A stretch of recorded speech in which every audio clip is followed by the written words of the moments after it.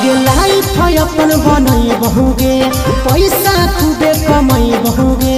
तोरा से दूर चला जाई बहुगे, कबो न लौट के बहुगे।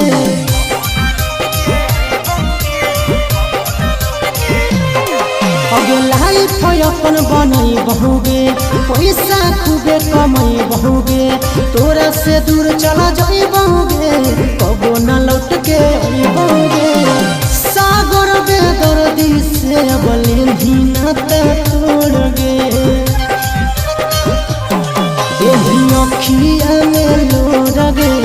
अब नहीं तो तोड़ गे, जहियो छोड़ी कमाए लगे लोर गे, देही अखिया में लोर गे,